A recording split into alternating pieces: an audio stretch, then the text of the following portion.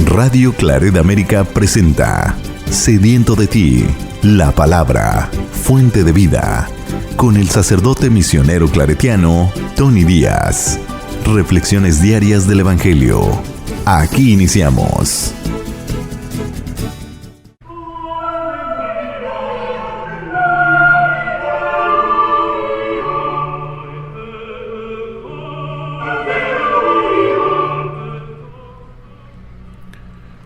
Bienvenidos hermanos a nuestras reflexiones del Evangelio del día. Hoy es martes de la 28ª semana del tiempo ordinario. Martes de la 28ª semana del tiempo ordinario. El Evangelio de hoy viene de Lucas capítulo 11 versículos 37 al 41. En aquel tiempo un fariseo invitó a Jesús a comer. Jesús fue a la casa del fariseo y se sentó a la mesa. El fariseo se extrañó de que Jesús no hubiera cumplido con la ceremonia de lavarse las manos antes de comer. Pero el Señor le dijo: ustedes los fariseos limpian el exterior del vaso y del plato. En cambio, el interior de ustedes está lleno de robos y maldad. Insensatos. ¿Acaso el que hizo lo exterior no hizo también lo interior? Den más bien limosna de lo que tienen, y todo lo de ustedes quedará limpio. Palabra del Señor. Muy bien, damos comienzo a nuestra reflexión del Evangelio de hoy. Tenemos ahora a Jesús en el contexto de una cena. Es invitado por un fariseo.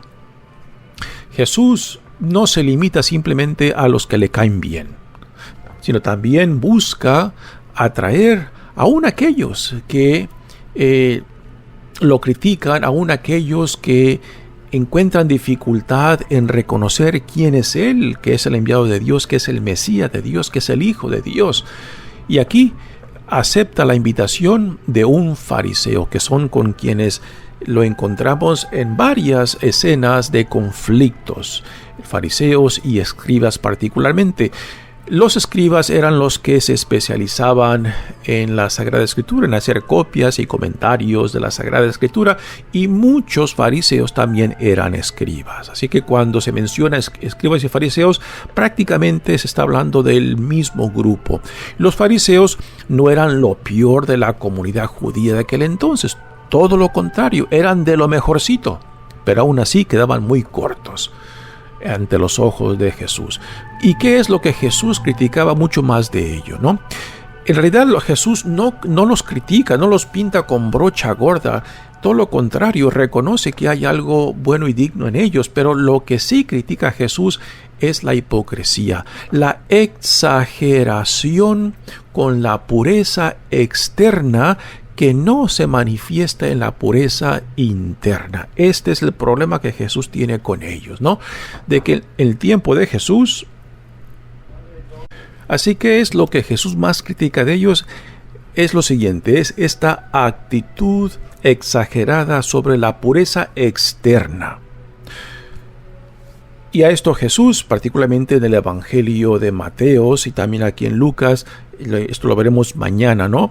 Le llama hipocresía cuando no hay una consistencia entre lo que manifiestan exteriormente y lo que viven interiormente. Para Jesús debe de haber una conexión, una consistencia en lo que uno profesa, en lo que uno dice y lo que uno vive, tanto en relación con Dios como en la relación con el prójimo. Y es esto último donde los fariseos que Jesús critica, ¿no?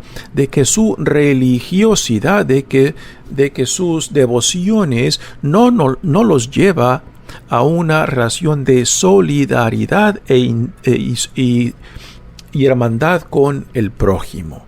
Lo ven solamente como algo personal entre ellos y Dios. Así que para Jesús nuestra relación vertical, o sea, nuestra relación con Dios en intimidad y confianza por necesidad nos tiene que llevar a una relación de hermandad y solidaridad con el prójimo.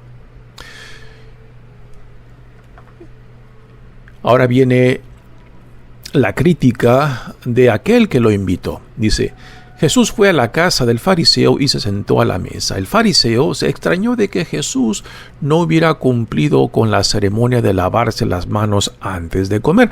Esto es algo, digamos, es una higiene muy práctica, ¿no? Es algo que aún hoy en día entre los judíos se practica, ¿no? Es algo que también nosotros hoy en día, ¿no? Antes de sentarnos a la mesa nos lavamos las manos como una acción práctica de higiene para no llevar pues alguna infección o algún virus o alguna bacteria de fuera a la mesa, ¿no? Y después consumirla, lo cual es algo muy sano, ¿no? Pero aquí lo que Jesús está criticando es la actitud exagerada de los fariseos en la pureza, ¿no? Porque habían llevado la ley judía a una práctica muy exagerada, que lo cual prácticamente hacía de ellos esclavos de la pureza externa, pero que no se manifestaba en una pureza interna. ¿Interna de qué? Interna del corazón, interna del corazón particularmente donde nacen nuestras intenciones y motivaciones, ¿no? Y para Jesús esto es importante, ¿no? De que tiene que haber una consistencia en lo que uno profesa y lo que uno vive, de que nuestro corazón debe de ser transparente, puesto del corazón nacen nuestras motivaciones e intenciones de todo lo que hacemos, cómo nos relacionamos, de cómo alimentamos y creamos también nuestras prioridades en la vida, o sea, a qué le damos tiempo, importancia, energía y recursos. Así que el que invitó a Jesús tiene esta observación de Jesús, de que Jesús no tiene mucho interés en esa misma actitud exagerada de la pureza externa. Y el que lo invita, pues, ve esto en Jesús y ahí viene la crítica. Y ahora viene Jesús respondiendo a esta crítica del fariseo que lo invitó. Dice: pero el Señor le dijo: ustedes, los fariseos, limpian el exterior del vaso y del plato. En cambio, el interior de ustedes está lleno de robos y maldad. O sea, aquí Jesús identifica la hipocresía entre lo exterior y lo interior, ¿no? Y esto no es algo simplemente único de los fariseos. Esto es propio de toda inconsistencia en nosotros cuando decimos algo y hacemos algo contrario a lo que decimos o profesamos, ¿no? A esto Jesús le llama hipocresía, que debe de haber una consistencia en lo que uno dice, en lo que uno profesa, en lo que uno proclama y lo que uno vive y cómo se relaciona con otros, ¿no? ¿Y si acaso el que hizo lo exterior no hizo también lo interior? Y después vienen estas palabras que a primeras suenan como una exageración, ¿no? Dice Jesús: den más bien limosna de lo que tienen y todo lo de ustedes quedará limpio. Una exageración de que con tan solo dar limosna a Jesús ya estamos bien con Dios y con el prójimo. Esto es una exageración que fácilmente nos puede llevar a una distorsión del significado que tiene la limosna. La limosna era una práctica de piedad devocional de los judíos que también se ha pasado a nuestro mundo cristiano, ¿no? Es lo que promovemos, por ejemplo, en tiempos de la Cuaresma, en tiempos de Adviento, ¿no?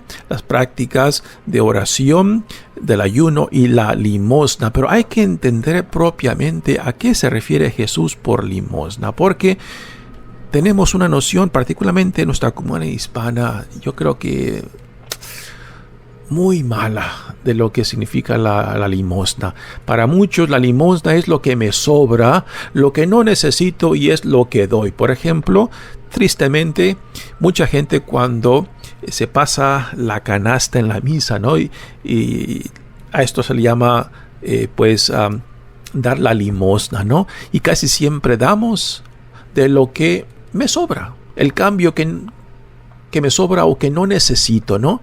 Y esto es lo que contribuimos a la comunidad. Ahora, ¿cuál es el sentido de la limosna para Jesús? Para Jesús, la limosna no es no es darle ni a Dios ni al prójimo de lo que me sobra o lo que yo necesito. Para Jesús, la limosna debe de ser un reflejo de lo mejor que hay en mí, no de lo que me sobra, no de lo que no necesito. La limosna para Jesús es darle tanto a Dios de lo mejor que hay en mí, de lo mejor que Dios me ha dado, o sea, regresarle a Dios de lo que yo reconozco que Dios me ha dado, y no simplemente de mis obras, lo que yo no necesito. Así que aquí Jesús, al decir esto, den más bien limosna de lo que tienen y todo lo de ustedes quedará limpio. O sea, que nuestra vida interior, que nuestro corazón brille y sea transparente según la vida a la cual Dios en Jesucristo nos llama. De que lo que demos tanto a Dios como al prójimo sea de lo mejor que yo tengo. Y tristemente casi siempre le damos a Dios de lo peor. Señor, si tengo tiempo, pues me acordaré de ti, iré a la iglesia o te rezaré un rosario, te rezaré un Padre Nuestro, un Ave María, ¿no? Si tengo tiempo, ¿no? Y le damos a Dios las obras. O también, a veces, cuando somos jóvenes, le decimos a Dios, Señor, espera, déjame termino mi carrera, forma mi familia, me entrego a mi profesión y ya veremos después qué hago contigo, ¿no? Y a últimas llegamos ya a Él cansados y le entregamos ya los huesos cansados, vidas cansadas y agotadas, y le damos de lo que nos sobra, de lo peor, no de lo mejor de nosotros, ¿no? Ahora, en mi juventud, si yo reconozco que Dios me llama, no es para que yo simplemente no busque lo que creo que es mejor para mí, ¿no? O sea, si Dios te llama por, digamos, buscar una buena educación, una buena profesión, un buen trabajo, Dios no te pide que lo abandones, que abandones tú esos ideales, sino que en todo lo que hagas, tanto como en una carrera, como en un oficio, como en un trabajo, de que en lo que tú escojas, en lo que tú decidas, Dios sea el centro, y que Dios guíe y te oriente por donde quieras que tú disciernas que Dios te está llamando, ya sea por una profesión, un trabajo o un oficio, ¿no? O si tú estás convencido de que Dios te llamó para fundar una familia, de que tú pongas a Dios en el centro de ese llamado, de esa vocación a ser padre, a ser madre, a ser esposo, a ser esposa, ¿no? De que Dios sea el centro. Reconocer que Dios te llama, reconocer de que Dios ha venido a ti, no es para que tú necesariamente niegues lo que tú disciernes que es para ti, ¿no?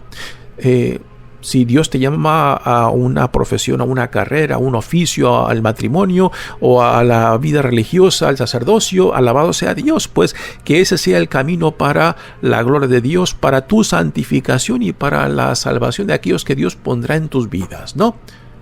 Pero no juguemos a esto de que espérame tantito, Señor, y ya después veré cómo te respondo, ¿no? O sea, dejamos a Dios a las orillas, lo dejamos en espera, como que Dios, como pensamos de que Dios ahí estará esperando hasta que yo ya finalmente tenga tiempo y energía para ofrecérselo, y espérame tantito, después se convierte en toda una vida simplemente en la cual Dios no está incluido en mí, en mis decisiones, en mis opciones por la vida, a lo que yo decido dedicar mi tiempo y energía. Y ya cuando estamos cansados y agotados, entonces nos decimos, ahora sí, Señor, ya sí tengo tiempo. Y ya lo que le ofrecemos son los huesos cansados nuestras frustraciones y agotamiento de vida. Entonces ya decimos, ahora sí, Señor, ya tengo tiempo. Pero los mejores años de tu vida, ¿por qué no se los ofreciste a Él? ¿Por qué no le diste tiempo y energía? ¿Por qué no lo pusiste en el centro de tu vida, en todo lo que tú hacías, ¿no? Y este es el juego que hacemos. Y esto es lo que Jesús está criticando en ellos, ¿no? De que hay una inconsistencia tremenda en lo que profesan. Sí, soy cristiano, sí creo en Cristo, pero ¿en qué te impacta? ¿En qué te ilumina? Profesamos, decimos que Cristo, que Dios existe, que Cristo es mi Señor, que yo soy cristiano, que fui bautizado, que fui confirmado, pero ¿de qué te sirve si todo esto, si esta vida en Cristo no informa tu vida, no guía tu vida, no ilumina tu vida, si Él no es el centro en torno al cual gira tu vida? ¿Y qué es lo que a últimas le das a Dios? Las obras. Lo que no es importante para ti. Qué desdichados que somos en realidad. Que si reconozco que Dios ha sido bueno conmigo, que Dios es mi Señor y mi Salvador, que Dios verdaderamente me ha salvado, me ha orientado, me ha dado una forma de ser y de vivir en relación con Él y con el prójimo, y cómo vivir en el mundo, ¿no? Y después de reconocer esto, de regresarle lo mínimo, mis obras, lo que no necesito. O sea, darle lo insignificante mío. No, todo lo contrario. Somos llamados a darle de lo mejor que tenemos, de lo que es importante y fundamental para mí. Mi nombre es Padre Tony Díaz, misionero claretiano. Que Dios los bendiga. Radio Claret América presentó Sediento de ti, la palabra. Fuente de vida. Sus comentarios son importantes.